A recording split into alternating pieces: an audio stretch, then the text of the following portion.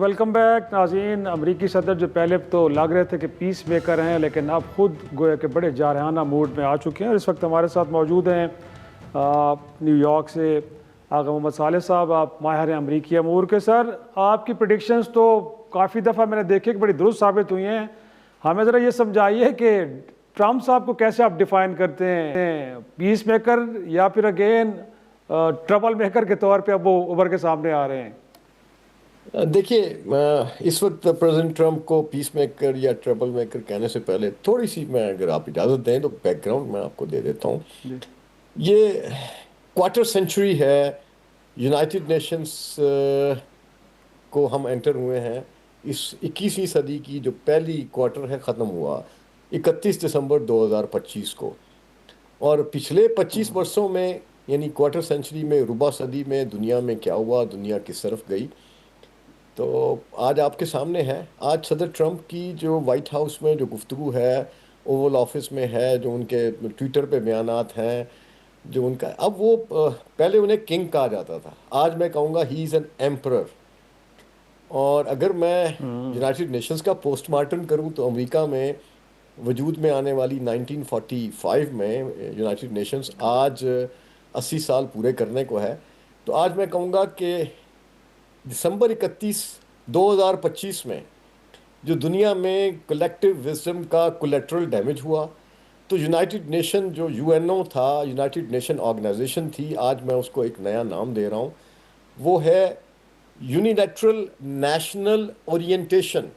یعنی 5 بڑی طاقتوں کی جن کے پاس ویٹو پاورز ہیں، انہوں نے اس پوری یونائٹڈ نیشن کو ان 80 برسوں میں کیسے چلایا.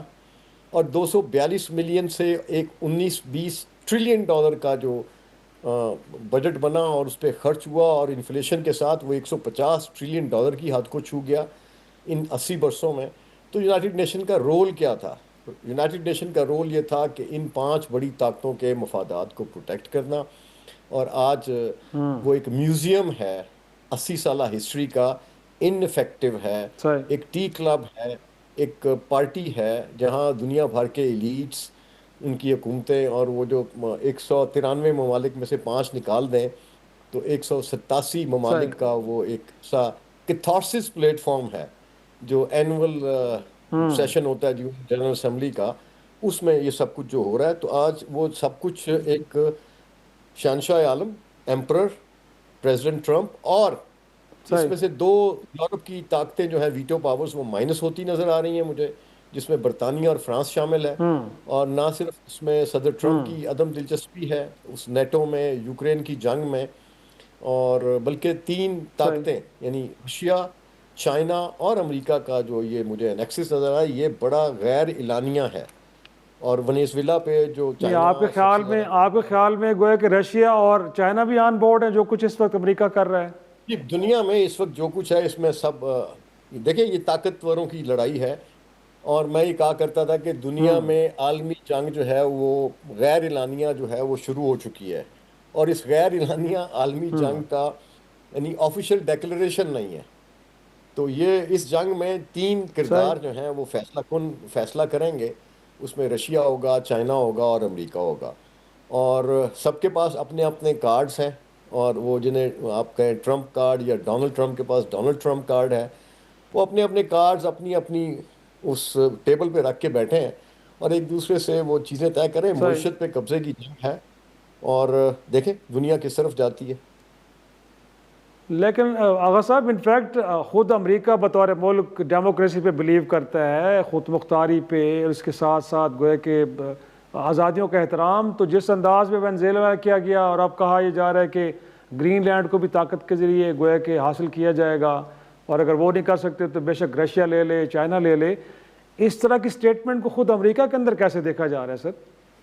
دیکھیں، امریکہ کے اندر اس وقت بڑی عجیب سی بے یقینی کی صورتحال ہے، جیسے پوری دنیا میں ہے. یہاں بھی ایک اکنامک انریسٹ ہے. 2026 کا الیکشن ہے، مڈ ٹرم. اور میں سمجھتا ہوں کہ صدر ٹرمپ نے جو اپنے لوگوں سے وعدے کیے تھے کہ میں یہاں سے غیر قانونی تارکین وطن کو نکالوں گا، وہ اس کا ایک عملی مظاہرہ آپ دیکھ رہے ہیں کہ آئس کی ریڈز ہو رہی ہیں پورے ملک میں، ڈسپائٹ کہ democrat party, far left senator Bernie Sander جیسی توانا آوازیں جو ہیں وہ اس پہ اپنے تحفظات بھی ہیں ان کے، وہ شور بھی مچا رہے ہیں، لیکن وہ اس نگار خانے میں طوطی کی آواز کون سنتا ہے؟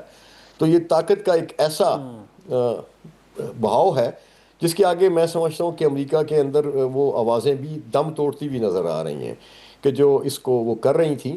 اور اس میں کوئی شک نہیں ہے کہ نیو یارک میں ممدانی کی جو فتح ہے وہ علامتی ہے، لیکن یہ علامتی فتح 2026 کے نومبر میں کیا اثرات ڈالے گی یہ تو آنے والا وقت بتائے گا، اور میں اس پہ مئی جون میں ہی آپ کو کچھ عرض کر سکوں گا. ہنوز دلی دور است، اچھا لیکن جو کچھ ہو رہا ہے نا جی وہ آپ کے سامنے ہے کہ اب جس طرح سے ایک گولی مار دی گئی، ایک دن دہاڑے اسیسینیشن ہوئی آئس کی ایجنٹس کی جانب سے، اور بجائے ریاست یا طاقتور لوگ اس پہ تعصب کا اظہار کرتے بلکہ اس کو انڈورس کیا گیا، جو کہ انتہائی ناپسندیدہ عمل گنا جا رہا ہے اس مہذب دنیا میں. اور یہ تو ہو رہا ہے، یہ تو گراؤنڈ ریئلٹیز صحیح. ہیں. تو آپ لاسٹلی منظرنامہ پھر کیا لگ رہا ہے؟ جو عزائم ہے ٹرمپ صاحب اس کے ساتھ ہی آگے جائیں گے اور کہیں آپ کو رکاوٹ نظر نہیں آ رہی؟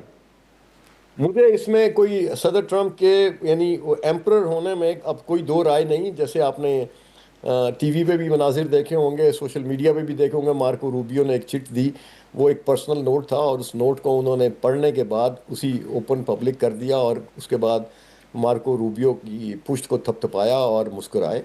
تو یہ تو بادشاہوں والا رویہ ہے جس کو وہ کر رہے ہیں، اور بادشاہ نہیں ہے، وہ تو شہنشاہ بن گئے، اور چھوٹے چھوٹے بادشاہ دنیا میں ان کی تابع داری کرنے کے لیے تیار بیٹھے ہیں. اور اس میں آپ دیکھ لیں کہ اس وقت ایران کا مسئلہ بھی ہے، دنیا میں بے شمار ممالک میں بہت سارے مسائل جو ہیں وہ سر اٹھا کے چل رہے ہیں.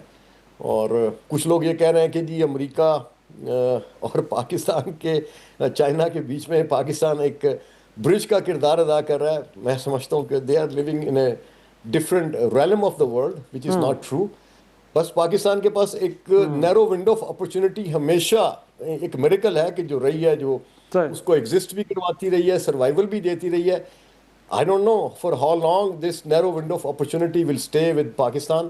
اور 25 کروڑ پاکستان دنیا کی 5ویں بڑی آبادی ہے، کہ وہ اس کو کس طرح سے دیکھتے صحیح ہیں. کچھ چیزیں ہوتی ہیں جو ہوا میں ہوتی ہیں اور صحیح ان کا ایک تاثر پیدا کیا جاتا ہے، اور اس تاثر پہ اگر پاکستان صحیح. زندہ رہنے کی کوشش کرے گا تو ایک بہت بڑی غلطی ہوگی. بہت شکریہ آغا محمد صالح، ماہر امریکی امور، ہم سے گفتگو کر رہے تھے. ناظرین آج کے پروگرام کا یہیں پہ اختتام کرتے ہیں، اجازت دیجیے، خدا حافظ.